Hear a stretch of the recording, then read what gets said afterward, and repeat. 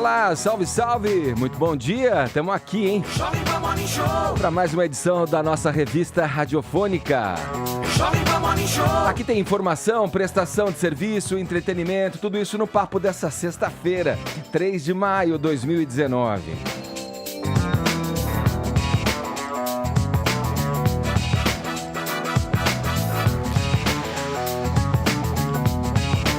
Tensão na Venezuela. Em demonstração de força, Nicolás Maduro marcha à frente de milhares de soldados em Caracas. No Brasil, Jair Bolsonaro voltou a mostrar disposição em ajudar o país vizinho, aspas dele, mas sem partir para as vias de fato.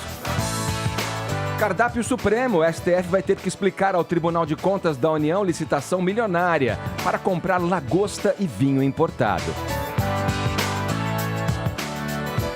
Luto no teatro. O teatro brasileiro perde um dos seus maiores nomes, o diretor Antunes Filho, que como poucos tirava dos atores algo que nem eles sabiam que carregavam dentro de si. Esses são alguns destaques do Morning Show que está só começando e você aí é o nosso convidado especial. Vem com a gente, sextou, hein? Sexta-feira sempre. Sextou! Aí, Fefia. Paulinha, vamos lá, bom dia. Temos uma hashtag para chamar de nós. É uma hashtag maravilhosa, Edgar. A gente vai poder exercitar a nossa criatividade, os nossos desejos, porque você sabe que ninguém acertou as 6 dezenas da Mega Sena ontem, não é, querido? Acumulou mais uma vez, né? Pois é, quanto estamos tá? com 140 milhões. Caramba! Será que resolve a vidinha? Pô, até uma apostinha no jogo do bicho nessa altura do campeonato tava resolvendo. Paga os boletos? Paga Eu os não boletos. sei, Edgar. O que é que vocês fariam se levassem essa grana? Caramba, 140 mangos, mano. Dá até aflição. Pra mim, a questão é o que eu não faria, que era tudo.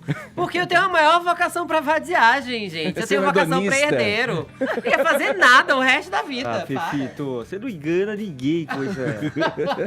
Ela tá Só- em Paris Só agora. porque você é milionário que você fala isso, né, da pena? evidente. Você já tem da pena. Mas, bom, se a gente jogar, Pra quem caramba. sabe, hashtag se eu ganhar na Mega. Querido, pode pôr foto das compras, entendeu? Pode usar meme, pode usar gif, pode, enfim, até dar uma dica de como é que você faz pra escolher seus números, não sei, divide essa sorte com a gente. Hashtag se eu ganhar na Mega.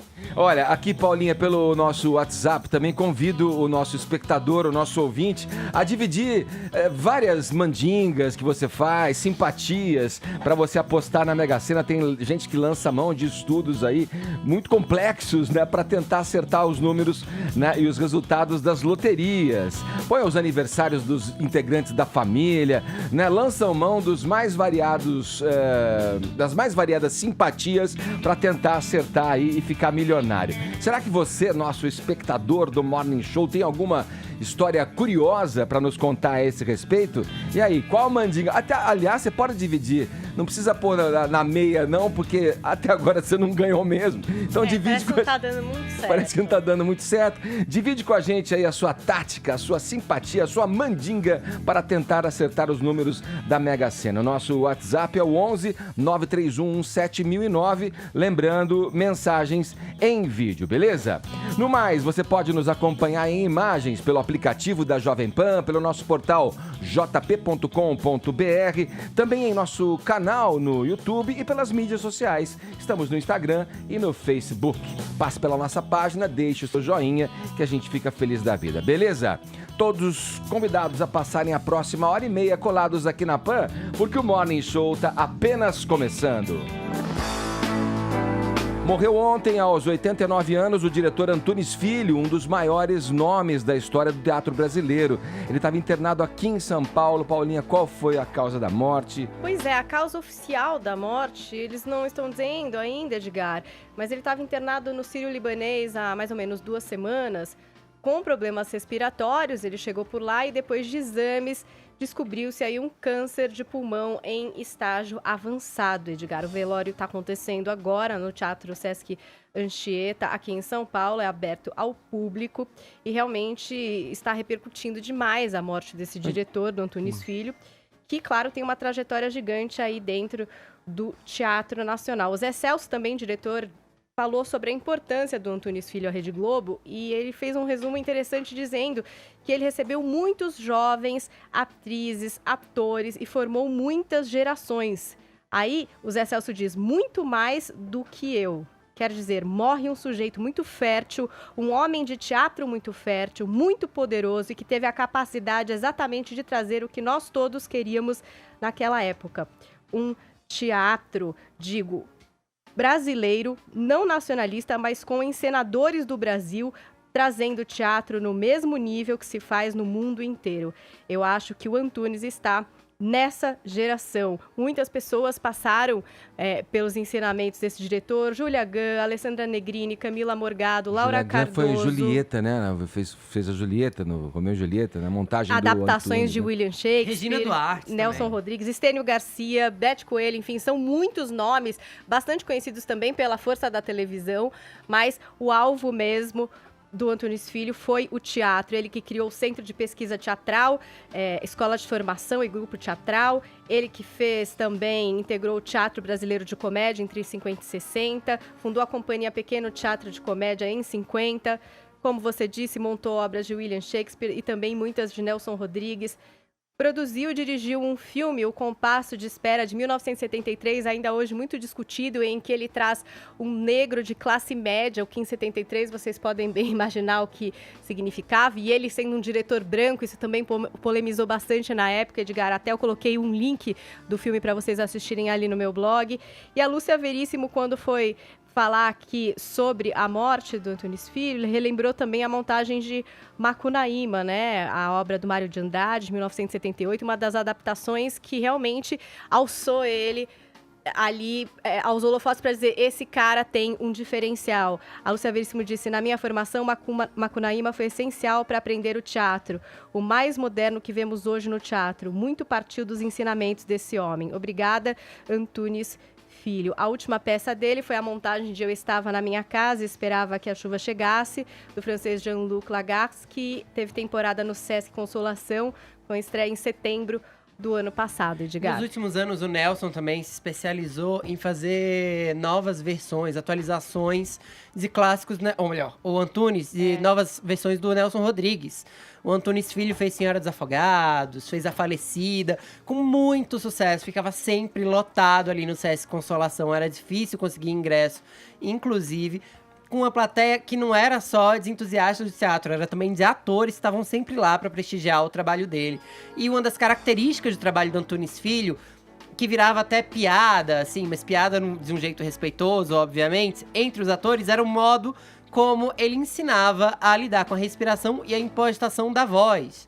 Muitos de seus atores impunham a voz no teatro de um jeito diferente, colocavam a força em outras sílabas não previsíveis, engrossavam a voz, faziam a voz mais cavernosa por vezes. Muita gente brincava com isso, assim. Acabou se tornando uma marca do teatro dele.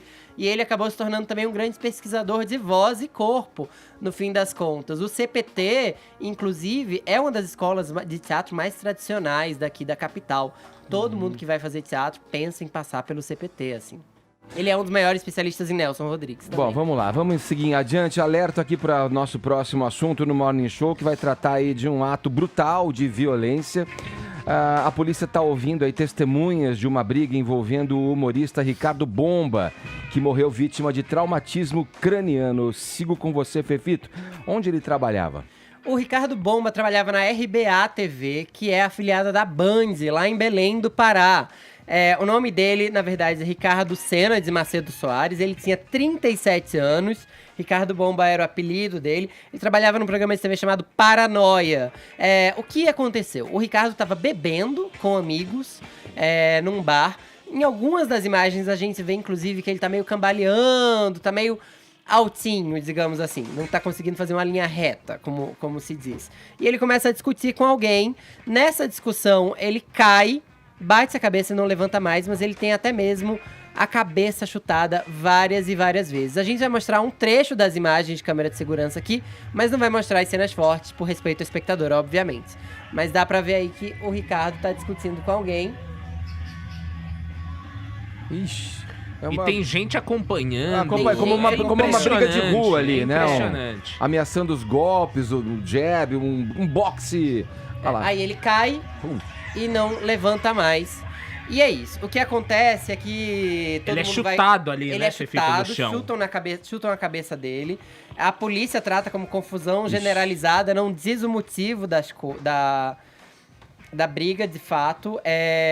Acredita-se que ele sofreu traumatismo craniano.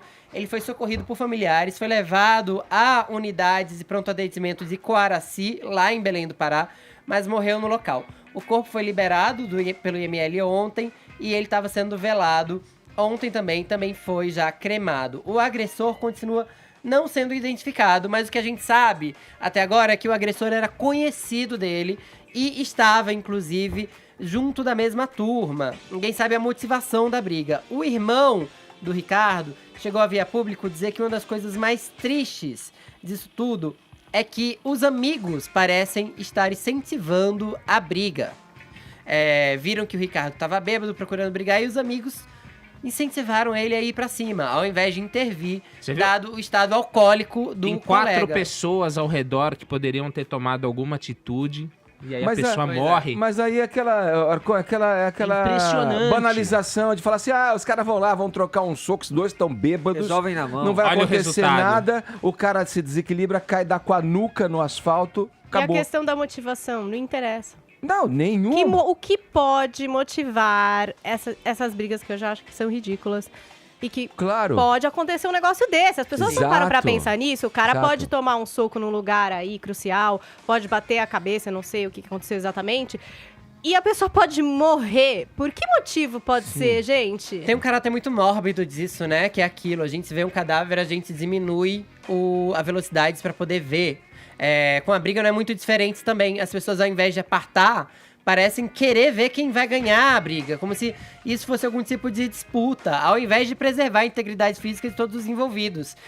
O Carlos Neto, que é um dos familiares do Ricardo, diz isso, ó. Nas imagens que você vê, ele tinha bebido e não se aguentava em pé. Podia ter parado ali mesmo. Os que incentivaram eram amigos do Ricardo. Isso dói. Não podiam ter tirado ele de lá? Podiam e não fizeram por pura negligência. Vão ter que viver com esse peso na consciência. É aquela molecagem que o cara fala, não, vai lá, vai trocar uma briga, os dois vão sair com uns arranhões ali, umas escoriações, e amanhã vamos estar de novo aqui, tomando cerveja. Sim. E não pensa que pode acontecer uma tragédia como essa. A imagem é horrível, né? E é um triste fim pra um humorista, né? Que tava levando alegria pra todo mundo lá em Belém do Pará, no estado do Pará inteiro, e agora tem um fim trágico, um desfecho triste de sua história. Acho muito triste. Também é importante fazer aqui um alerta. Não exagere na bebida. Ao beber, não dirija. E ao beber, seja responsável. Tenha amigos que te encaminhem pra casa e não te coloquem em briga. Exatamente.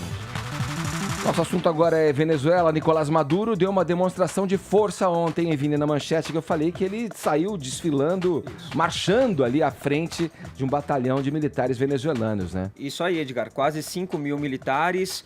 O ditador Nicolás Maduro apareceu acompanhado aí dos generais de alta patente, junto com esses quase 5 militares ontem, num ato que foi transmitido pelo rádio e também pela televisão para demonstrar essa força, para demonstrar que não vai ceder aí às pressões do autoproclamado presidente da Venezuela, Juan Guaidó, para essa tomada de poder, né, Edgar? Então ele disse que não deve haver medo frente a obrigação de desarmar as conspirações da oposição e também dos Estados Unidos e pediu para que todos lutassem contra qualquer traidor e contra qualquer golpista. Este ato aí do Nicolás Maduro vem nessa sequência de acontecimentos da Venezuela nesta semana, né, Edgar? Depois de Juan Guaidó liderar aí este movimento para a tomada de poder, convocar as pessoas para irem às ruas também, para que fizessem algum tipo de pressão. E ontem, Edgar, também a justiça venezuelana determinou a prisão do Leopoldo Lopes, que é outro líder da oposição. Ele estava preso em regime domiciliar. Na verdade, ele estava preso desde 2014, acusado de incentivar aí ações de violência contra o governo. Aí em 2017 ele passou para esta prisão domiciliar. E agora, Edgar, na terça-feira, ele acabou sendo solto, até acompanhado ali do serviço de inteligência da Venezuela que o vigiava. Então ele não teve dificuldades para sair. No momento que ele sai de sua casa, ele já se junta ao Guaidó na terça-feira para liderar esses atos, essas manifestações. E aí a justiça venezuelana pediu novamente a prisão dele porque ele teria aí desrespeitado as medidas cautelares aí da prisão domiciliar. Agora, o Leopoldo Lopes, Edgar, se encontra onde? Na Espanha, onde ele está asilado. Na verdade, ele está hospedado, né? Na Espanha, ele tem a diplomacia espanhola, e o governo espanhol já disse também que não vai devolvê-lo aí para a Venezuela, pedindo que a inviolabilidade da embaixada seja respeitada. Enquanto isso, o Juan Guaidó, autoproclamado presidente da Venezuela, concedeu uma entrevista para a Folha, Edgar, dizendo que ele não enxergou como uma derrota as manifestações aí que aconteceram na terça-feira, que ele conseguiu aí uma grande mobilização. Agora se trata de conversar um pouco mais e de convencer um pouco mais esses militares de alta patente a estarem do lado dele. E disse que uma intervenção seria o último caso. Aí quando a gente fala em intervenção, a gente fala numa intervenção externa, né? No caso aí, numa intervenção norte-americana. As palavras do Guaidó, do Guaidó. Exatamente, porque como ele não tem esse apoio ainda dos militares venezuelanos, o último caso seria essa intervenção militar externa, mas ele diz que ainda é um processo longo, que ainda vai tentar essa transição de uma forma um pouco mais livre. E também quem se pronunciou sobre a situação na Venezuela, Edgar, foi o presidente Jair Bolsonaro, ontem durante uma live que ele fez junto com o Luciano Hang, dono da Havan, e o Bolsonaro também estava acompanhado do Augusto Heleno, né, o chefe de gabinete de segurança institucional, e eles falaram justamente isso também, né, de esperar um pouco mais, de fazer esse processo aí de convencimento dos militares de alta patente venezuelana, e comentou também sobre a situação na Venezuela. A gente tem um trechinho deste vídeo que o Bolsonaro gravou. Vamos ver. Há uma fissura no exército da Venezuela, nas patentes mais baixas, mas a tendência é essa fissura subir e atingir o alto escalão dos generais. E a solução passa por aí, em nosso entendimento. E nós faremos, Luciano, tudo possível dentro aí do nosso limite para que a Venezuela volte à normalidade. Pois é, então o Bolsonaro, aí depois ele também demonstrou, também numa fala do próprio Luciano Hang, que estava do lado dele, Edgar, as preocupações também econômicas que podem impactar aí com o Brasil, pelo preço do petróleo ali com a Venezuela. Ele diz também que está até mais preocupado agora com a situação na Argentina também, porque pode ser que a Cristina Kirchner volte a ser presidente da Argentina, e isso para ele representa um retrocesso. E agora também tem uma entrevista que ele concedeu para a Mônica Bergamo na Folha, Edgar, que ele diz o seguinte sobre a Venezuela: o Brasil irá até o limite do Itamaraty. Sem partir para as vias de fato, vamos fazer de tudo para restabelecer a democracia na Venezuela. Aí ele disse que o Brasil tem recebido muitas informações e complementou: Maduro não manda nele mesmo. Quem manda nele são os generais, os cubanos, em boa parte os russos. Ele é vigiado o tempo inteiro. Então essa é a avaliação aí do presidente Jair Bolsonaro sobre essa situação na Venezuela, Edgar. Bom, o Vini traz pra gente, pessoal, aí uma ideia de até onde o presidente Bolsonaro está disposto a ir nessa situação, né? A gente lembra, né, quando o assunto é Venezuela, a gente pensa, como o Brasil vai se colocar oficialmente diante disso, né? A posição é de cautela até então, né? E inclusive na entrevista que ele concedeu ao Datena, Vini, ele fala, até porque as Forças Armadas não teriam condições com relação a uma defasagem de armamento. Ele fala, a gente não está tão bem de armamento. cita, inclusive, os maus tratos que o Exército vem sofrendo de administrações passadas, quer dizer, e diz também naquele outro tweet, me lembro agora enquanto falo, mais recente, de quem decidiria isso seria o presidente junto ao Ministério da Defesa, ali ao Conselho de Segurança Nacional, ele consultaria os... Seria uma decisão exclusiva do presidente, dele. Aí veio até a palavra do Rodrigo Maia, citando ali os artigos da Constituição, dizendo que isso teria que passar pelo Congresso, né? E ele fala, inclusive, de DNA brasileiro nesse ponto, né? O que também é uma coisa boa, eu acho que ele toca num ponto bom. O Brasil sempre teve na sua diplomacia, né, uma posição de neutralidade, uma posição de sempre buscar o acordo pelo diálogo, pela conversa, pela não violência, para resolver os conflitos estratégicos da região, né, de uma forma pacífica, né? Isso é uma coisa bacana, né, de ver que o Brasil está seguindo o seu DNA na diplomacia. Vamos voltar aqui aos nossos assuntos domésticos, então, depois de falarmos aí dessa crise na Venezuela. No começo do dia surgiu a informação de que a ministra Damares Alves pediu para deixar o governo. O Thiago Berrache e toda a equipe do Jornal da Manhã foram direto à fonte e perguntaram para a própria Damares e se essa história procede ou não, ou se ela pretende realmente deixar o ministério. Tiago está aqui com a gente, o Berrache, que é o âncora do Jornal da Manhã. Bom dia, Berrache. Tudo bem, Edgar? Bom dia a toda a bancada aqui. É uma honra sempre estar no Morning Show. Te Fazia receber, tempo, pô. né, que eu não vinha pra Fazia cá. tempo. O Arcon não me chama, né, Arcon? O cara tá com um terno Armani de não sei Brincadeira, eu com a minha camisetinha. Tá louco. Nossa, ele chega Eu não te chique chamo. aqui, a gente sai assim, ó. A gente não tem nem roupa pra te receber. Eu com a minha camisetinha estampada Que que isso, ficou pelo amor ruim. de Deus. Ô, Berrache, vamos lá. A Damares, surgiu essa notícia, aí a Damares veio a público dizer que não. Inclusive, ô Edgar, ontem mesmo já estava circulando uma informação de que ela poderia ficar no cargo até dezembro. Então ontem, em Brasília, já estavam discutindo essa possibilidade, porque ela se diz cansada, a gente vai até ouvir um trecho da entrevista dela, ela está cansada, sofrendo ameaças de morte, e hoje a Veja cravou que ela já tinha tomado a decisão e decidiu pedir demissão do governo. Só que ontem também, em conversa com jornalistas, ela teria afirmado que ficaria no governo até quando a saúde dela aguentasse. Então, o que ela disse que ela foi mal interpretada, a imprensa, segundo ela, teria compreendido que o comunicado se trataria de um pedido de demissão e ela, na entrevista à Jovem Pan, afirmou que não vai deixar o governo, tem muita coisa para fazer ainda, mas relatou que está cansada e sofrendo ameaças. Vamos ouvir um trecho da entrevista concedida ao Jornal da Manhã. Edgar. Quando eu fui convidada para ser ministra, eu já estava pedindo aposentadoria. Eu estava parando por um processo de cansaço, de exaustão. Então, o problema não são as ameaças, é o processo de cansaço e exaustão. E no momento que eu estava parando, aceito para ser ministra, e nenhum ministro está trabalhando menos de 15 horas por dia neste governo. 15 a 18 horas por dia.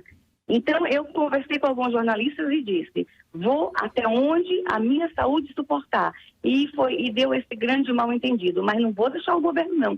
Tenho muita coisa para fazer ainda, mas muito projeto para desenvolver.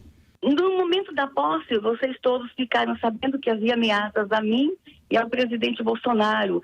Havia até uma situação de bombas e foi encontrado artefatos numa igreja no Distrito Federal.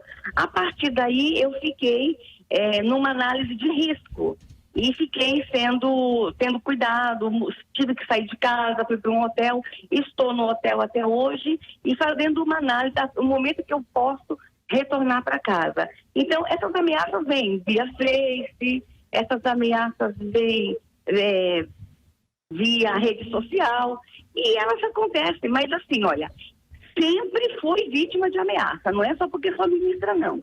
Eu lido com temas polêmicos, eu lido contra o crime organizado. Vamos lembrar, gente, que pedofilia é crime organizado, legalização das drogas, que eu me coloco de uma forma veemente contra, tem crime organizado. Então, todos os temas que eu lido, crianças desaparecidas, tem crime organizado, tráfico de mulher, tem crime organizado. Então, os temas que eu lido todo também, temos que lembrar que tem o crime organizado envolvido. Vamos lá, vamos a Brasília ouvir o Zé Maria Trindade a respeito dessa situação envolvendo a ministra Damares Alves. Ô Zé, vamos lá, como é que repercutiu essa história aí em Brasília? Já se ouvia a respeito deste, digamos, cansaço de Damares e essa possibilidade dela, em função desse cansaço, enfim, deixar o governo? Bom dia, Zé. É isso, bom dia a todos. Olha, sempre se fala, a Damares é muito citada aqui em Brasília em todas as conversas, né? Isso, Edgar, me lembra na época da Constituinte, o deputado Bernardo Cabral, que depois foi ministro do Collor, né? Ele, como relator da Constituição, da nova Constituição durante o processo constituinte, fez um relatório e apanhou de todos os lados, da esquerda, da direita, do centro, pronto, virou, né? Aí chegaram perto dele no Salão Verde, eu estava do lado, aí um colega dele disse, mas que empreguinho ruim você foi encontrar, hein? É o caso da Damares, apanha todos os dias aqui, e ela não é política e não tem o que a gente chama de couro de jacaré, que é a proteção, apanha e não machuca, né? Então ela vem apanhando, isso provoca, sim, cansaço. Poder não é só glamour, não, viu? É glamour também. É o que justifica esta busca desenfreada pelo poder. E a Damares vem apanhando de todos os lados, o ministério dela é cheio de farpas, cheio de problemas e de situações mal resolvidas ainda na humanidade, não é só aqui no Brasil, não.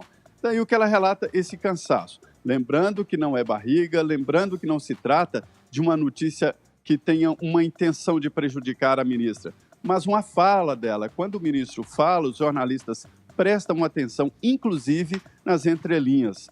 Aí vem o presidente Jair Bolsonaro e diz que ela vai sair sim, mas daqui a 4 anos, ou seja, não vai sair, mas não sabe aonde, quando, né? Sim. E ela, Edgar, realmente está passando por uma pressão muito grande, porque ela não pode mais andar nas ruas, ela despacha com segurança na porta do gabinete, ela, durante 24 horas por dia, está sendo protegida e, além disso, todos os lugares que ela vai, existem contestações exatamente das farpas que existem nesse ministério cheio de grupos que ela pegou. E é uma representante aqui da esplanada do setor evangélico, muito ali dos dois lados demandada, né? Sim. E esse momento de ameaças, né, que os políticos brasileiros vêm sofrendo, membros do ministério, esse, no caso, a Damares, né, a ministra. Caio, aqui no portal, acompanhando, inclusive, a entrevista concedida ao Jornal da Manhã, no portal da Jovem Pan, a afirmação dela mesma, dizendo que não vai deixar o governo, embora tenha entrado já para o governo Jair Bolsonaro dentro de um processo de exaustão, né, na carreira e pelos temas que ela aborda na vida pública dela, mas diz que não vai deixar o governo, diz, aspas dela, tenho muita coisa para fazer ainda. Com certeza. Bom, em primeiro lugar, parabenizar aí o Thiago Berraich, o jornalismo da Jovem Pan, por mais um furo de notícia, um esclarecimento importante, né? Considerando as declarações aí da ministra Jovem Pan, eu acho que não cabe mais falar desse suposto pedido de exoneração. Então eu queria destacar um outro aspecto dessa notícia, que é o seguinte: as ameaças da ministra Damares, elas são graves e elas extrapolam aí o terreno da promessa de violência, né? Que é o conceito de ameaça. Ela mesmo falou, a gente ouviu aí na Sonora, né, que na véspera da posse uma bomba foi plantada aí às portas de uma igreja e ela só não detonou por falhas no mecanismo aí do artefato. A ABIN já fez a ministra mudar de residência, trocar sua rotina, mudar também os seus hábitos alimentares. Pelo que eu acompanhei na reportagem da Veja, 3 suspeitos chegaram a ser detidos por mensagens de ódio na Deep Web. E a gente não fica sabendo disso muitas vezes porque a mídia ela é enviesada, ela tem ranço do governo Bolsonaro e até um preconceito elitista e infantil contra a fé evangélica. Daí você tem a divulgação tardia e sem o habitual entusiasmo. Imagina, a gente compara com o estardalhaço que foi o alto exílio em Paris da petista Márcia Tiburi. Ela foi para a mídia se vitimizar e depois descobriu-se que, na verdade, ela estava acompanhando o marido, o juiz, que conseguiu uma licença remunerada de 2 anos com dinheiro público para ir fazer pós-doutorado lá na França. Mas, enfim, voltando a falar da ministra da Mulher, da Família e dos Direitos Humanos, é sempre importante lembrar que, segundo o Datafolha, ela é a 3ª ministra mais popular do governo Bolsonaro. Em primeiro lugar tem o Sérgio Moro, né, o herói nacional no combate à corrupção e à cleptocracia. Ele vem seguido pelo Paulo Guedes, que é um defensor da liberdade econômica e uma esperança para esse povo brasileiro cansado de pagar tanto imposto. Em terceiro lugar vem da Damares, o que faz dela um alvo óbvio para a oposição. Eu já denunciei aqui no Morning Show a campanha de assassinato de reputação contra a ministra promovida pelo site progressista Catraca Livre. O ouvinte ele vai encontrar esse vídeo com o título Damares Alves e Jesus na Goiabeira. Em um dos artigos do Gilberto Dimenstein, ele revela o seu preconceito religioso. Abre aspas. Nunca será fácil argumentar racionalmente com alguém que acredita ter o poder de falar direto com Jesus. Né? Por que é importante discutir isso? Porque quando você vai para a Bíblia, né, ela já prevê que o cristão ele tem uma relação muito próxima com o Deus Pai e o seu Filho. Você pega Coríntios 3,16, fala o seguinte: vocês não sabem que são santuário de Deus e que o Espírito de Deus habita em vocês? Você pegar o Apocalipse 3,20, eis que estou à porta e bato. Se alguém ouvir a minha voz e abrir a porta, entrarei e cearei com ele e ele comigo. Por que é importante trazer isso? Porque o diálogo com Cristo é uma questão de fé. Portanto, é um valor constitucional. O mínimo que se espera é tolerância. O ideal seria respeito. E esses ataques a Damares, eles são ainda mais graves porque eles ferem os direitos humanos, né? A garantia fundamental da liberdade de crença. Naquele caso que a gente citou, das ameaças de morte, da bomba, os agressores falam em matá-la, abre aspas, na frente da igreja para impressionar seu povo. Então, a imprensa, muitas vezes, como é o caso do Catraca Livre, ele alimenta essa histeria coletiva anticristã. O histérico, ele acredita no que fala ou no que ele repete, ele não se atém à realidade dos fatos. Então, ele vai enxergar na Damares um monstro medieval e não um ser humano bondoso que simplesmente crê em coisas diferentes dele. Não é? Esse é o ponto. Essa cristofobia é muito perigosa, porque se ela for levada ao paroxismo, ela vai gerar perseguição e morte. Posso fazer uma pergunta para o Berrais? Pode, por favor. Vai lá. Antes de atacar a imprensa ou qualquer outra coisa, a gente tem um exemplo nesse governo, há um mês passado, mais ou menos, 1 ou 2 meses, a gente tem um exemplo da Eliane Cantanhede anunciando a demissão do ministro Ricardo Vélez, que depois foi negada e depois, de fato, aconteceu. Pareceu até uma pegadinha do governo ali para não dar o biscoito para jornalista que descobriu antes. Vamos adiar um pouquinho só para não parecer que ela tá certa. Há alguma chance de ter havido uma nova negociação com a Damares para impedir que esse incêndio de fato acontecesse? Eu acho que sim, eu acho que é possível, é tudo possível. Inclusive, eu lembro até uma história muito antiga, essa coisa de demissão no governo, ou quando você anuncia que alguém vai para um cargo. Ainda no caso Watergate, lá nos anos 70, nos Estados Unidos, o Washington Post tinha o grande diretor, que era o Ben Bradley, né? Quando ele era repórter, ele conta uma história interessante, que ele disse que o diretor do FBI ia cair. O diretor não só não caiu, como foi promovido a um cargo vitalício. Então a imprensa, quando às vezes especula que alguém vai sair ou que alguém vai ser nomeado, é possível que tenha uma jogada de bastidor para isso não acontecer. Eu acredito, é possível que a ministra saia até dezembro. Daqui a alguns meses a gente vai ver. Ela pede demissão porque está cansada. Isso acontece, né? Temos o exemplo do Ricardo Vélez, né? Que foi algo noticiado pela imprensa, depois negado pelo próprio presidente. Que da Eliane Cantanhede que eu acabei de falar. Demorou 2 semanas e se confirmou a informação dela. E muita gente veio acusá-la de fake news, de barrigada e etc. Eu não vi essas pessoas que ficaram criticando o jornalismo da Eliane Cantanhede, inclusive pedindo desculpas a ela, que é uma jornalista muitíssimo competente, por sinal. É porque o jornalista, para vir a público e falar que alguém vai se demitir ou vai sair, é porque ele tem informação. Alguém de dentro passou. Ainda mas as mais coisas uma jornalista mudam, experiente claro, como mas ela, as coisas né, mudam, as coisas são mutáveis, né? Eu não sei, eu fico vendo toda essa situação, esse vai e vem do governo. Ontem eu estava acompanhando a entrevista do Mozart Ramos, né, falando a respeito da situação da educação no Brasil e do que a gente vê, né, as decisões do governo, essa tentativa de priorizar a escola básica, que é o que todo mundo realmente enxerga como importante e que vai, de fato, mudar a educação no Brasil. Mas com umas atitudes um pouco atabalhoadas, cerceando direitos de professores, indo em cima das universidades e de seus reitores, transformando aquele ambiente que naturalmente tem a liberdade de se falar, de se discutir ideologias e questões polêmicas, tentando engessar e encurtar o ambiente de debate nessas associações, nessas instituições, digamos assim. Ontem o Mozart, por exemplo, dizia, né, que assim, tem uma pauta, a educação, o que o Vini trouxe, né, e a fala do Fefito também, nós temos uma pauta, quer queira ou não, pauta do governo ou da oposição. Existe uma necessidade no Brasil premente com relação à educação. Está sendo perseguida? essa pauta, ela está sendo conduzida de uma maneira a erradicar o analfabetismo no Brasil, a trazer os brasileiros, a base da educação para todos os brasileiros? Essa é a grande questão. A pauta está aí, falta o governo adotá-la, não é? Qualquer governo tem um interesse em colocar alguma ideologia em campo, Sim. Isso é óbvio, né? Vamos voltar a Brasília, Zé Trindade, você tá aí ainda, Trindade. Às vezes a gente se empolga no papo aqui e vai indo longe. O que você pode, você pode dizer a respeito do que falamos aqui para fechar, Zé? Edgar, é o seguinte, eu já me acostumei a inícios de governos, né? E se cobra muito do governo Bolsonaro, isso é verdade, é um governo apenas de 4 meses.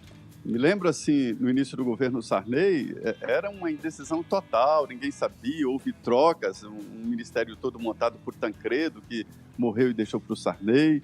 Em seguida, o Collor de Mello, também muito policiado e tal. Enfim, Fernando Henrique, que no início do governo foi preciso o Sérgio Mota entrar e dizer, não, nós temos que ter uma linha básica e central do que pensa o governo. E agora o presidente Jair Bolsonaro, que constantemente vem às mídias, é a novidade, para dizer o que pensa o governo e dizer que ele é o governo. E não os ministros que têm as suas ideias, mas que têm uma ideia básica. Então, o início de todo o governo, inclusive o do ex-presidente Lula, foi assim, atabalhoado, com dificuldades no Congresso, até formar ali aquela ideia central de governo e seguir. Não há indecisão. O que há é início de governo e eu digo que é sempre assim mesmo. Até se acertar, tem ali 1 quilômetro para andar meio sem saber exatamente para que lado vai. Mas já está tomando o ritmo, né? Tá certo, Zé. Obrigado pela conversa, pelas informações. Um abraço para você. Bom trabalho aí. Muito bem, muito obrigado. Muito bom dia. Bom dia, o Berrache. Bom dia, Zé. Salve, Zé Maria. Salve, Zé Maria. O Berrache, o Zé estava contando aqui, falando que lembrou do Sarney, né? Eu fiquei fazendo uma retrospectiva aqui na minha memória. Esses caras que entraram no governo meio caíram de paraquedas, o Sarney, o Itamar, até o próprio Temer ali, que agora ficou esse intervalo aí de um governo para o outro, né? Eles fizeram um governo do aspecto de gestão, bons governos até. Colocaram as medidas para... Porque quem entra quer mostrar alguma coisa, e não tinha né? muito compromisso ali com, enfim, ideários. Casa em ordem. Lá, tá vendo? Casa em ordem, A reforma trabalhista foi aprovada pelo Temer, então, né? Exato. O Berrache, obrigado, viu? Obrigado a vocês. Venha mais. Aqui. Venha mais. Sempre que precisar. A importância da reforma da Previdência. A Jovem Pan está exibindo todos os dias aqui na programação depoimentos de entusiastas da reforma. Agora a gente ouve o economista Raul Veloso. É muito importante que o país perceba a gravidade da situação previdenciária. Os déficits têm sido gigantescos. Em 2017, o déficit do INSS foi nada menos do que algo ao redor de 6% do PIB. Esse déficit pode chegar a 15% do PIB, segundo cálculos oficiais, no ano de 2050. Nós precisamos tomar as providências que impeçam que isso aconteça. Dessa forma, evitaremos uma crise econômica séria, porque a economia não poderá crescer e sustentar esse déficit. Precisamos aprovar a reforma que está no Congresso.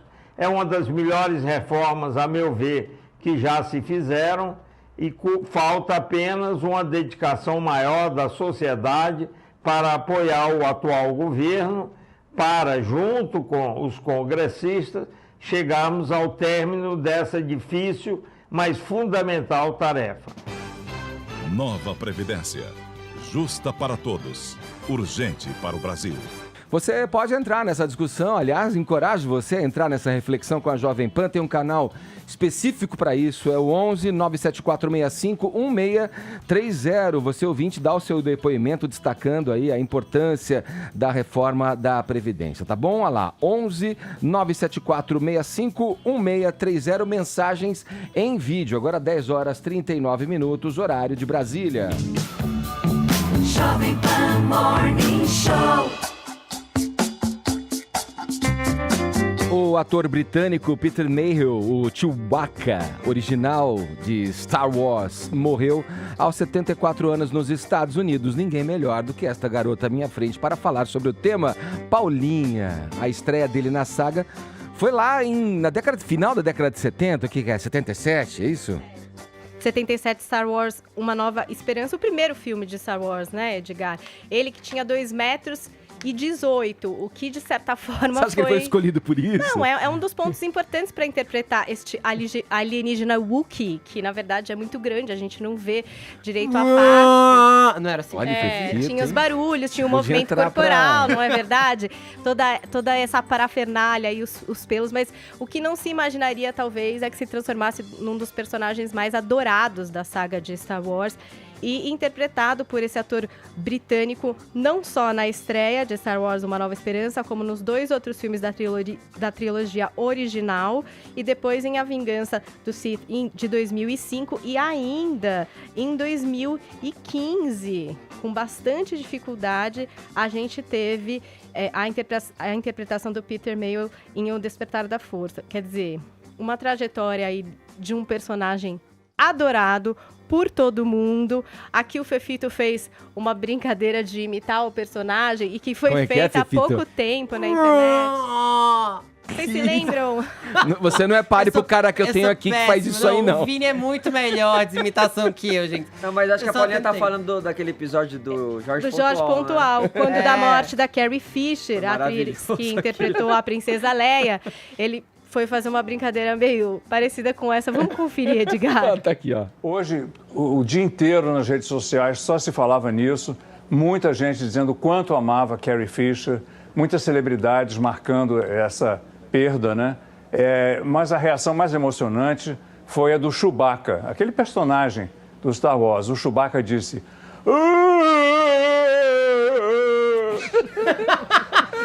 E eu achando que era o tosco hoje. Achando que era o bonzão do Chewbacca. Mas pelo menos o Fefito fez aqui, a gente deu risada e falou alguma coisa. Quando o Jorge fez isso ali na Globo News, ficou todo mundo assim, não, é sério que tá rolando isso? O que a gente faz agora? Tipo, vamos mudar de assunto? Não sei. Ficou um certo desconforto e várias pessoas brincaram com isso na internet, dizendo, gostaríamos de saber o que o Jorge Pontual tem a dizer a respeito da morte do ator que interpretou o Chewbacca. Ele que, inclusive, participou aí também do treinamento do seu substituto, o finlandês Jonas Suotomo, que é quem interpretou o Chewbacca nos novos filmes da saga e quem também vai estar em Ascensão Skywalker. Que é uma grande questão, né? O Chewbacca é um personagem tão popular, assim como os robôs R2-D2 e C3PO, que ele voltou nos filmes com o elenco jovem. Mesmo no filme do Han Solo, jovem, o Chewbacca já existia. A saga de Star Wars se apoia muito nesses coadjuvantes que são icônicos e que também venderam muito boneco. Muito merchan, né? Envolvido nisso daí. O Chewbacca é muito vendedor de merchan, de boneco. Porque a função dele não é só ser o alívio cômico do filme. É trazer dinheiro nos licenciamentos. Então é isso, Ed, uma pena. E a morte não foi ontem exatamente, foi na terça-feira, mas a família divulgou nas redes sociais ontem, dizendo que ele faleceu cercado da família, em casa. Então, Chewie. Será que o Chewie era um amante de frutos do mar, mais especificamente lagosta, assim? Eu não sei, ele era do espaço. Será que ele já passou por aqui uma lagosta, pra experimentar cyber, essas iguarias? Eu não sei. Uma cyber lagosta espacial. Aí assim. o Chewie responde. Aquele que tenta piada até o fim, né? E vocês, meus amigos, gostam de uma lagostinha? Eu gosto de lagosta, mas só se ela não for paga com dinheiro público. Vamos falar sobre isso. Imagino que vocês gostem de uma lagostinha, de um bom vinho importado. Quem não, né? Mas é o seguinte, o pessoal do Supremo Tribunal Federal adora isso. Tem verdadeira, né, fixação por lagostas e frutos do mar e vinhos importados. E aí, né, a gente vai falar a notícia que o STF vai ter que se explicar pro TCU, né? Pro governo, por que decidiu fazer uma licitação milionária para comprar essas iguarias. Vini, que história é essa? A boa mesa, com pompa e circunstância do STF. É muito gostoso, né? Essas especiarias, essas iguarias que você citou, ainda mais quando é de graça, né? E ainda mais quando são os outros que pagam para você. No caso, nós aqui. Né? Todo mundo, né? A população pagando lagosta e vinho para os ministros do STF. E esse custo, Edgar, gira em torno de pouco mais de R$1 milhão. R$1.100.000 é o preço da licitação do STF para este banquete Caramba, hein? com lagostas e vinhos. E aí, É o que para acontece um agora? evento só isso, Vini? Me explica. Ou é para ao longo Para de um... ocasiões. Para ocasiões. algumas ocasiões. Certo. E aí o que acontece, Edgar? O MBL entrou agora com processo no Conselho Nacional de Justiça para barrar essa licitação do STF. O documento foi protocolado pelo deputado federal Kim Kataguiri do DEM, também ligado ao MBL, e também pelo advogado aí do movimento. E o documento traz a seguinte explicação, Edgar. A compra de tais bens e serviços não se coaduna com as finalidades institucionais do STF, dentre as quais não se inclui, repita-se, recepções e eventos formais.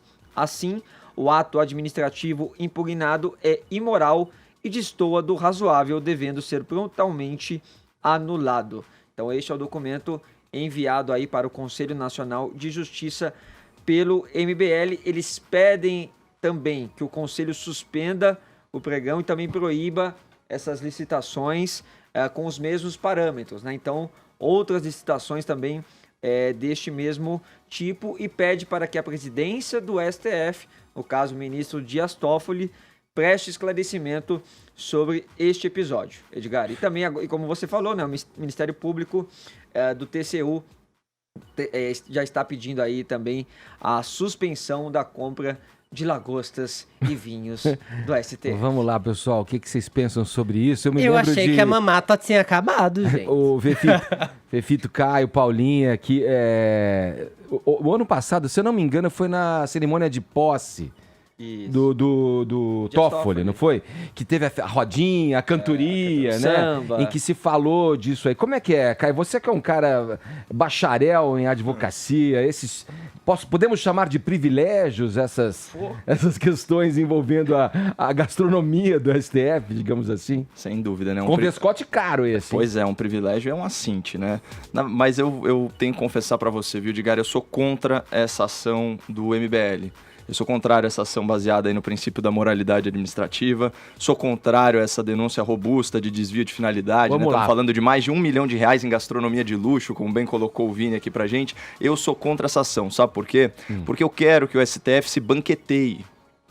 Eu quero que eles se refestelem aí nesse monte de comida, desde que seja com muito fruto do mar, tá? Então tem que ter muita lagosta. Pode ter um pouquinho de peixe cru também. Eu quero muita vieira, muito marisco e de preferência muita ostra, né? Se a gente parar para pensar, o STF onde você vai chegar. O STF ele fica lá em Brasília, né, Edgar? E então assim, é bem longe do mar. Quem sabe o Brasil não tira a sorte grande, a gente tem um certo problema no acondicionamento desses produtos, né? Imagina que legal. Então, doutor Rubens Nunes, doutor Rubinho, querido, ainda é tempo de você retirar essa ação, deixa essa licitação rolar, vamos permitir que os nababos do tribunal aí comam muita lagosta, muita ostra, de repente o Brasil vai tirar a sorte grande, uma bactériazinha escapa e a gente vai ter alguma boa notícia. E essa bizarrice me lembrou um artigo famoso do professor Marco Antônio Villa, se não me engano, um artigo de 2017 com base em dados de 2016, na qual ele denuncia os custos do STF, que são estratosféricos, mais de R$500 bilhão de orçamento, é uma média de 222 funcionários por ministro, é inacreditável, são 85 secretárias, que dá uma média de 8 por ministro, 194 recepcionistas, 19 jornalistas, tem 29 funcionários cuidando só da encadernação, 24 copeiros, 27 garçons, né, para dar conta de todo esse vinho, toda essa champanhe, né? O professor faz indagações muito pertinentes, né? Para que 8 auxiliares em saúde bucal? É um tribunal ou um consultório odontológico, né? E os 58 motoristas ao custo anual de R$3.800.000, sem esquecer os 7 jardineiros, 6 marceneiros, 10 carregadores de bens, 10 carregadores de bens, são 87 veículos em nome do STF, Edgar, 87 veículos, 3 caminhões, o custo disso de manutenção é R$5.400.000, só de lavagem, o professor fala aqui, mais de 100 pau, né? Então, assim, esse é o nível. E quando você vai pegar... Lavanderia, você diz essa parte aí? Não, no carro. Ah, lavagem de automóvel. Mais de 100 pau. Achei que para lavar a toga era mais caro.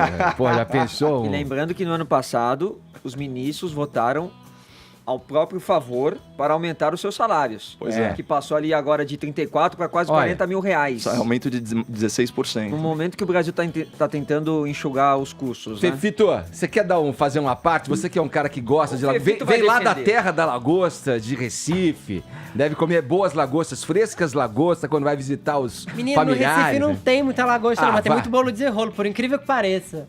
É. Tem uma coisa aqui que eu tava pensando... Tem a ver bolo de rolo com a lagosta. Ué, que não tem a que não lagosta, tem a tem lagosta, bolo muito de típico rolo. de bolo de rolo, Ele tá entendeu? só saindo Como não dessa tem, pô? É, não tem tanta lagosta no Recife. Tem mais em Natal, mais em Fortaleza, um pouco mais pra cima, assim. Tava aqui pensando, é óbvio, ninguém em sã consciência acha normal esse tipo de desperdício de dinheiro público. Não é mesmo? Ninguém acha normal ver esse tipo de privilégio, seja pra quem for, vereador, ministro do STF ou funcionário público. Não é normal. O que eu tô querendo colocar aqui, na verdade, é uma outra coisa, porque acho que o Caio já falou tudo o que tinha que falar sobre esse absurdo, sobre essa mamata. O que eu tô pensando aqui é que a gente critica os ministros do STF, mas a gente esquece de olhar ao redor para ver muitos outros privilégios e muitas outras mamatas que são tão escandalosos quanto, desde o auxílio moradia a juízes que têm casa própria, por exemplo, e às vezes estão na mesma cidade onde eles receberiam o tal auxílio moradia e não abrem mão desse auxílio, como muitos juízes fizeram. Sim. Até mesmo, veja só, eu li no Intercept ontem, no Intercept Brasil, sobre um tour milionário que coronéis do exército vão fazer pela Europa. Nos últimos anos, eles fizeram esse tour, inclusive, acompanhado por suas respectivas esposas. Qual é o tour- propósito, Fefito? É a desse... conclusão de um curso, então é pra eles aprenderem mais sobre assessoramento e tudo mais. Mas assim, leva a mulher, tem direito a diária de $390 por dia, tem direito a visitas a museus, a restaurantes caros, e que custou a viagem, pelo menos em 2017, R$1 milhão ao bolso dos contribuintes. Então assim, são só 2 exemplos. Sim. Se a gente for parar pra ver, não faltam exemplos de mamatas nesse país. Olha. Então assim, ao invés de se indignar só com o STF, vamos promover uma limpa geral? Vamos começar e fazer uma tabela de Perfeito. todos os absurdos que são colocados Isso pra aí. ver quanto dinheiro público tá desperdiçado? Saneamento total nas mordomias, de Por cabo favor. a rabo, Fefito. Eu concordo com tudo que foi dito aqui até agora, mas eu queria fazer uma breve provocação aqui. Vocês queriam que servissem o quê? Amendoim japonês. Na festa do ministro. Ovito, aquele amendoim. Nada contra, Peraí. gosto muito, aquele Ó, cobertinho de sal. Um vinho de garrafão, vocês queriam? 5 litros. Sangue do Bois. Sangue de Bois. Pode servir a lagosta e o vinho com o dinheiro deles. Paga ele. Não, é que Mas assim, vende olha, um convite. Não, que eu tô brincando, obviamente, mas eu queria dizer o seguinte: são situações, relações internacionais, é o Ministério, é o STF, são cerimônias que recebem muitas vezes líderes do exterior.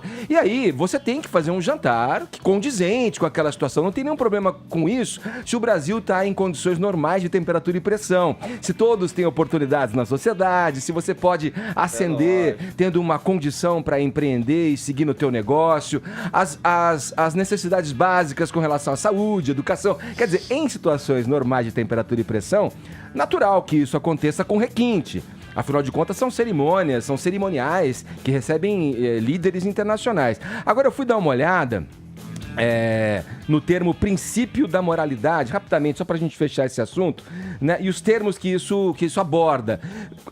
O princípio da moralidade é um dos itens que regem o direito administrativo brasileiro. E aí, ela fala o seguinte, ele regula, né, esse princípio da moralidade, ele regula a administração pública, evitando que ela se distancie da moral, a obrigando a se pautar não apenas pela lei, pelo que está escrito na lei, mas também pela boa-fé, lealdade e probidade. Aí entra de novo a questão, né, do que é a boa-fé. Ué, mas não estamos fazendo de má fé isso. Se por um lado parece um assinte pra gente, que vê tanta gente passando fome, e um país da proporção que o Brasil tem, que não aproveita as áreas agrícolas que já existem para produzir no seu maior potencial, e que faz o povo, e que o povo passa fome em E muitas... ainda libera agrotóxico na surdina. E aí você vem e coloca em contraponto o ministro togado ali do STF tomando vinho e exigindo que esse vinho Viu, Caio? Eu tenho no mínimo 4 prêmios internacionais. Ah, ele tem que ser DOC. Tem que ser reserva. De uma uva chamada Taná, também da Merlot. Taná, Merlot. E o Chardonnay branco pra acompanhar a lagosta. Claro, porque tem que ter 2 tintos e um branco. Tem que harmonizar, gente. Vou dar a dica aqui. Quando a gente faz aqui as nossas reuniões na Jovem Pan, é 30 de cada um, mais uma caixinha, acabou. Você faz uma puta festa, meu. Você for pra litrão, porque nem você que toma um litrão, né? A cervejinha 1,89? Tá. Pô, maravilha. Vamos lá, a importância Vamos pro intervalo, daqui a pouco a gente coloca aqui mais um depoimento do ouvinte pra Jovem Pan, falando da importância da reforma da Previdência. Agora 11h01, horário de Brasília. Churrasco, você não tem noção, né? Jovem Pan Morning Show. A importância da reforma da Previdência, a Jovem Pan está exibindo todos os dias aqui depoimentos de entusiastas da reforma. Agora a gente acompanha o depoimento do ouvinte do Morning Show. Meu nome é Antônio Carlos, sou de Mogi das Cruzes e eu me considero um exemplo da necessidade de se fazer a reforma da Previdência. Eu, por exemplo, me aposentei com 50 anos e logo mais vou fazer 85. É muito tempo, a Previdência não aguenta. E é melhor a gente perder um pouco do que ficar sem nada. Portanto, é imperioso que se faça a reforma da Previdência. Entre nessa discussão com a gente, 11 931... Opa, esse é o do WhatsApp do Morning. Tem uma linha específica para você comentar a respeito da importância da reforma da Previdência aqui na Jovem Pan, que é o 11 974 65 1630. Participe também dessa discussão com a gente. Vamos em frente aqui no Morning agora. Vamos falar aí que ninguém, olha, nenhuma alma acertou as 6 dezenas da Mega Sena ontem. O prêmio... A esperança! Vamos na próxima jogar, né?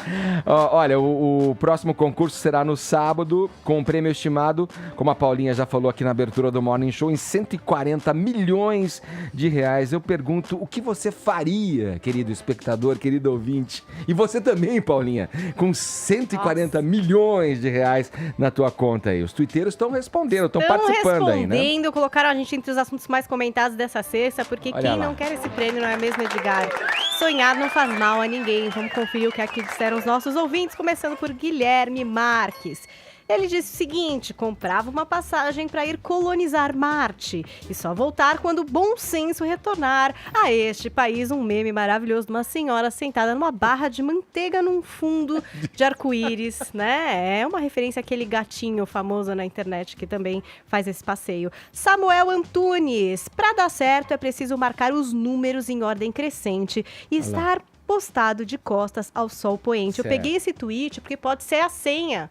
Pode ser o caminho pra gente ganhar. E eu quis compartilhar com o mundo. Quero que todo mundo saiba que pra dar certo é isso.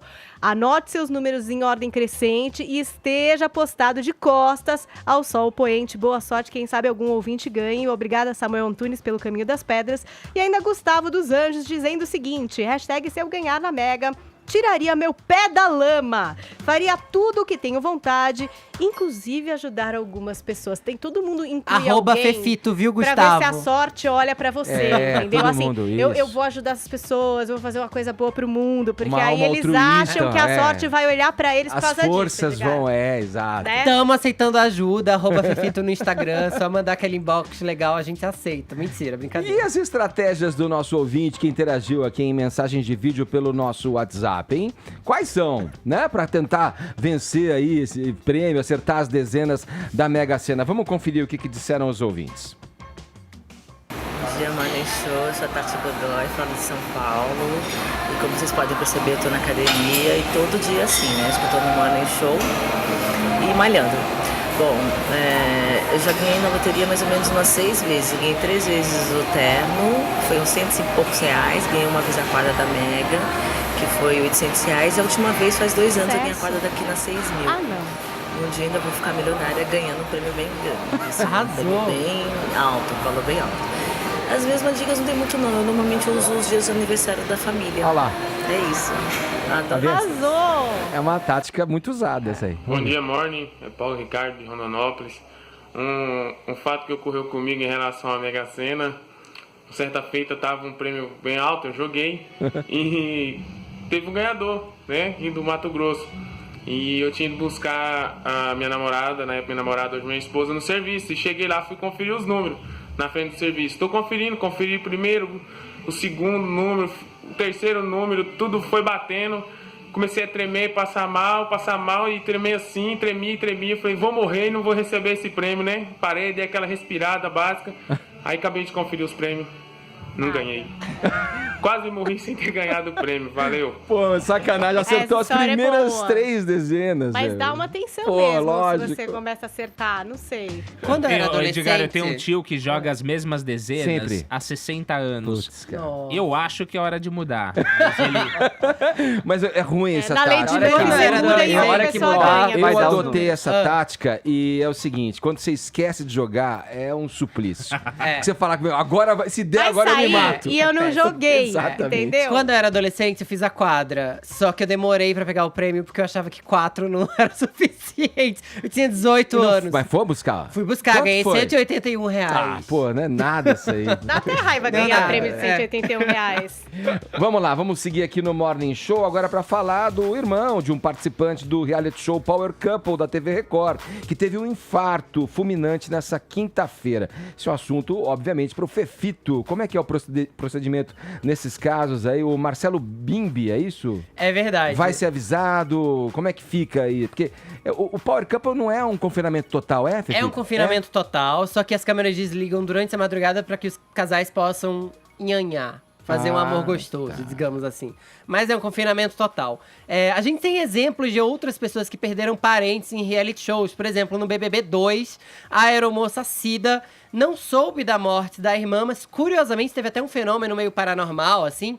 Pego em câmeras, ela tava um dia relaxando na grama, ouviu a voz da irmã chamando ela, basicamente no horário que a irmã tinha morrido. Cara, olha isso. Ela só foi comunicada depois, saiu da casa. Em A Fazenda 5, a Ângela Bismarck perdeu a irmã e ela foi comunicada lá dentro e resolveu continuar no confinamento. Dessa vez, o Marcelo Bimbi, que é casado com a Nicole Balls, a ex-Paniquete, ele perdeu o irmão Michel Bimbi, de 49 anos. O Marcelo Bimbi é um modelo lá do Acre, que inclusive foi candidato pelo PSL, não foi eleito esse ano, no ano passado.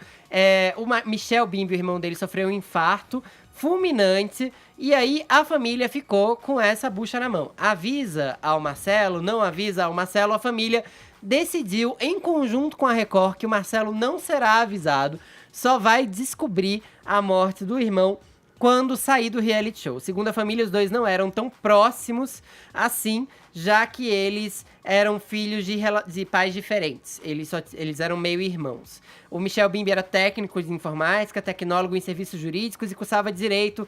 Atualmente, a família não passou nenhum detalhe de velório e enterro. Power Couple começou na última terça-feira, aumentou inclusive a audiência da faixa da Record. É um reality show que tá repercutindo bem nas redes sociais. Até porque, pela tosqueira mesmo, assim, outro dia uma garota ameaçou sair porque viu uma aranha lá dentro, sendo que ele é gravado numa fazenda em Itapecerica da Serra. Ela sofre com aracnofobia. O Gugu tá confinado junto, né? Ele tá apresentando ali. E o prêmio pode chegar a 1 milhão, mas eles vão acumulando e perdendo prêmios enquanto apostam em algumas provas. É a primeira vez no Power Couple que acontece um caso de morte desse jeito, mas a decisão de Você acha não certo avisar... essa decisão, Fefi? Porque assim, tudo bem, você trouxe aí a palavra da família, de que não eram tão próximos assim, mas acho que só extrapola um pouco, né? Eles tinham uma ligação, né? Eu acho que a pessoa deveria, ao menos, ficar sabendo. Eu ficaria bravo. Pra ele tomar a decisão, né? Eu ficaria bravo se não me contassem quando eu saísse. Ao mesmo tempo, a gente que preferia ser avisada pra poder fazer um belo drama lá dentro, ganhar mais simpatia do povo e, assim, quem sabe, ganhar um prêmio. Porque dá pra se sofrer em frente às câmeras também. A gente não pode achar que pessoas que estão em reality show confinadas 24 horas por dia não estão fazendo. Não tô falando dele. Tô falando que há pessoas que fariam isso. Gente. Porque as pessoas gostam de jogar com o público lá fora. Ainda mais se é alguém que não era um parente próximo. Não sei se é o caso do Marcelo, não sei da história do Marcelo. Vocês estão percebendo que é o mesmo tema que a gente coloca em questão, só que com um outro enfoque, com relação à continuidade do desfile quando o menino morreu e isso que está acontecendo ali com ele? Porque ele deveria decidir por si né, a partir do conhecimento, né, da notícia, se continua ou não. Né? Eu acho um desrespeito com ele, porque ele que tem que decidir. Exato. A relação entre a pessoa que morreu e ele é que conta nesse caso. Porque, assim, morte é talvez a notícia mais triste que você poderia receber, né? Outras coisas você ainda consegue resolver também, ficar sabendo depois.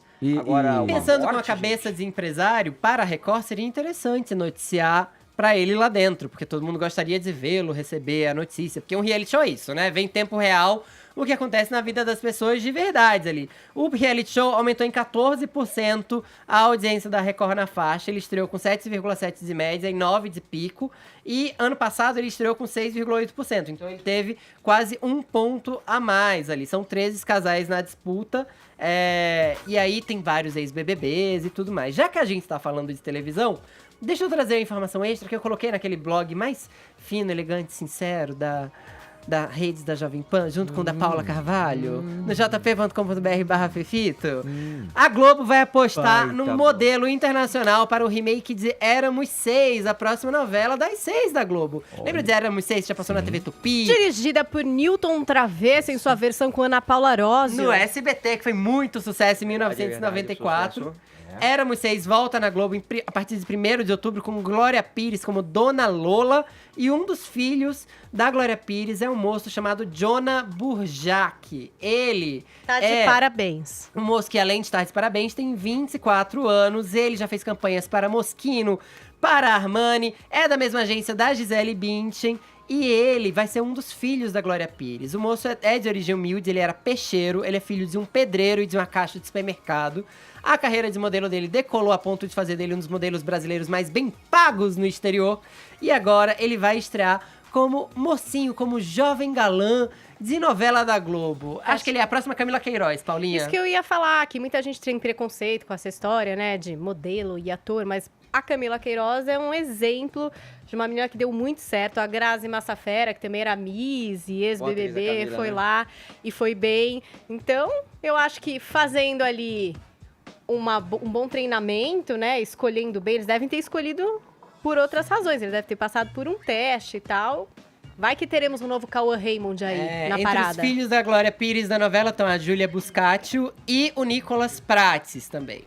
Acho que a novela promete. No elenco ainda tem Cássio Gabus Mendes, que vai refazer o par com a Glória Pires na segunda fase de Vale Tudo. Antônio Calone, Caco Ciocler, tem uma galerona. Silvião, e aí? Como é que você recebe essa notícia? Não é o SBT.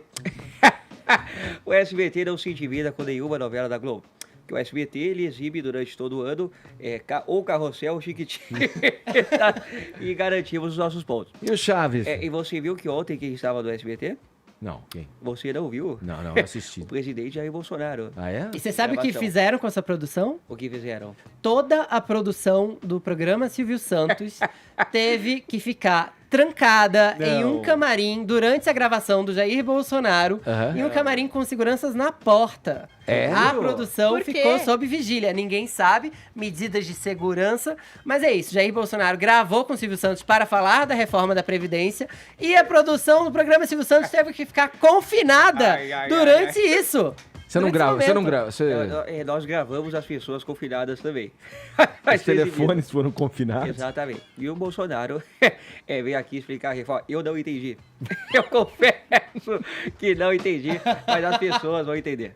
Hora certa pra gente, Silvio. 11h20, horário de Brasília. Jovem Pan Morning Show. Reta final dessa semana, reta final do Morning Show dessa sexta-feira. Vamos falar de música. A gente fecha esse programa aqui com a Paulinha comentando aí a respeito do novo clipe da cantora australiana Iggy Azalea. Paulinha, e aí? Por que as pessoas estão falando tanto desse clipe? Primeiro que a Iggy Azalea, ela tomou conta da própria carreira faz um tempo, ela rompeu com a gravadora. E esse é o segundo single dela depois de Sally Walker, chama Started. As pessoas já tinham ouvido um trechinho e ficado super ansiosas e tal. E aí veio o lançamento agora da faixa com um videoclipe. Quem tá acompanhando as imagens tá vendo a foto dela toda vestida de dólares, Edgar. Porque se você ouvir só a música, você vai achar que ela tá falando basicamente da carreira dela. Comecei por baixo, mas agora eu sou rica! Olha aí. Entendeu? Sim. E você que era hater, querido, agora Rico me ama, entendeu? Quero saber se a Agora, Anitta vai ouvir. o Mentira, veneno. clipe é mais polêmico do que a letra da música. Porque a letra da música você fala, pô, tá falando aí da trajetória dela, né? Mulher aí que se deu bem, que lutou pra se dar bem, agora todo mundo vai ter que engolir.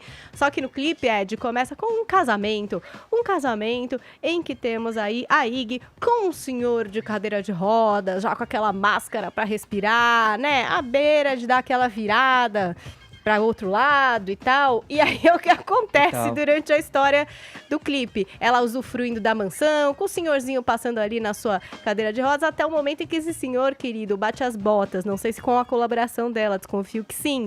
E aí ela vai fazer aquela reforma, vai tocar aquela grande festa, Edgar, e vai curtir a riqueza conseguida por outros meios, digamos assim, não pela carreira. E lembrando que hoje também foi lançado o novo single da Madonna, ela que já se apresentou com Medellín na festa do Billboard Awards, que é junto do Maluma, agora coloca também aí I Rise nas plataformas de música.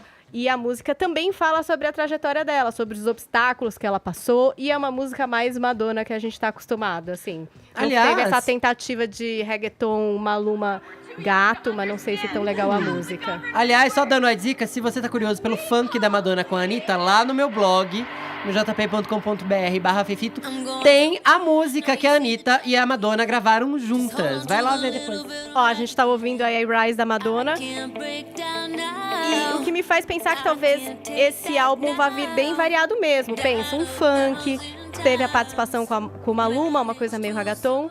Essa faixa que é bem madoninha mesmo. Vamos ver o que vem por aí, Madame X. Que dia feliz para o Vale, uma Madonna nova, sextou real oficial. Vocês são empolgados, hein? Ah, eu sou do Vale. A Madonna demorou pra lançar algo novo, né? Sabe o que foi muito legal? O lançamento que ela fez mundial pela MTV, com vários lugares do mundo, as pessoas fazendo pergunta, ela contou que ela nunca teria feito esse álbum se ela não tivesse ido morar em Lisboa. Ela foi pra Lisboa porque o filho dela quer ser jogador de futebol, ela descobriu quais eram os melhores lugares onde ele poderia treinar, e ele treina no Benfica. É o Rico? E ela mudou pra lá. É o Rico esse? O Rocco, mais velho. E aí ela falou assim, que lá ela se sentiu meio solitária e tal, mas começou a circular, conhecer pessoas, artistas, participar de encontros.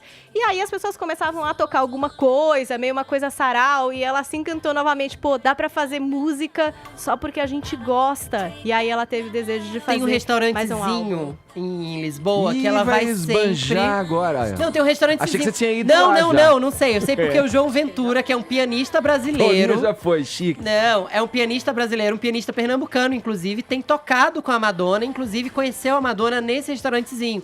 A Madonna vai num restaurantezinho muito pequeno, que cabe, sei lá, 20, 30 pessoas, e ela, às vezes, pega o piano, pega o microfone e canta. As pessoas são proibidas de fazer foto e tudo mais, mas ela usou esse restaurante como um pouco de experiência multicultural pra ela, pra conhecer pessoas. A gente precisa ser humano, né, galera? É. Precisa, né? Tomar um pingado no bar da esquina. Imagina, você cruzar com a Madonna no restaurante desse, tem um showzinho grátis ainda, inesperado. Ô, Vini, você que apura futebol, pode até perguntar pro teu amigo Casão aí, tem que acompanhar esse menino, ver se o Rocco é o Rocco mesmo que tá jogando no Benfica. Tem que confirmar. Eu nunca vi. Não? Não. Bom, assim a gente finaliza o Morning Show dessa semana. Vamos fechando o programa dessa sexta-feira aí, ouvindo aí I Rise, o novo som da Madonna. Semana que vem a gente volta, a partir das 10 da manhã na segunda, aqui pela Jovem Pan. E é o David Banda, filho dela, que joga no Benfica, gente. Não é o Rocco. Ah, é o outro, é o mais novinho, novo, exatamente. Não, Boa. esse aí também não sei. A vencedora do WhatsApp hoje é a Tati. É isso aí, Casão. A Tati. Tá, e aqui Parabéns, no Twitter também tem um vencedor, que é o Luiz Rocha. Já falei com você, Luiz. Parabéns, Luiz. Vamos nessa. Acabou o programa. A gente fica por aqui, agradecendo o prestígio da sua audiência aqui no Morning. Segunda tem mais, como eu falei. Tchau, gente. Bom fim de semana. Cuidem-se.